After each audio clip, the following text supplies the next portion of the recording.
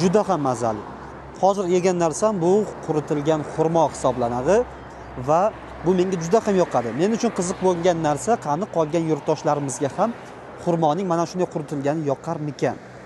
Ushbu savolga javobni hozirda sizlar bilan birgalikda Surxondaryo viloyati Uzun tumani aholisidan so'rab bilib olamiz. Nima deb o'ylaysiz? Bu nima? Bu bir qanaydir dori bo'lsa kerak. Xurmo bo'ladi. Xurmo bo'lishi mumkin. To'g'ri, topdingiz. Bu xurmo, aynan quritilgan xurmo. Mana shuning ichidan bitta olib yeb ko'ring. O'z xurmo yoqamisiz sizga? Tozamish qilib? Toza. Bemalol hammasini yeyvering. Bismillahirrohmanirrohim.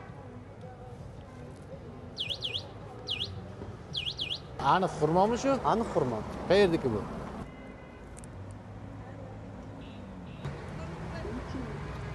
O'n ballik shkalada necha ball qo'ygan bo'lar edingiz bu xurmoga? 10 dan 3. Sizga yoqmadimi uncha? 10? Bemalol 10 ballda. 10 baldan 10 ball. 10 ballik shkola 9 ball qo'ygan bo'lardi. Ko'proq quritilgani qandaydir. Haligi shishgan, haligi nimaga o'xshab qo'yganda, shirinlikka o'xshab qo'ygan. So'rovnomamizda ishtirok etganingiz uchun Uzun Agrostar tomonidan sovg'alarimizni topshiramiz. Rahmat. Uzun Agrostar tomonidan sovg'amiz bor. Rahmat. Katta rahmat.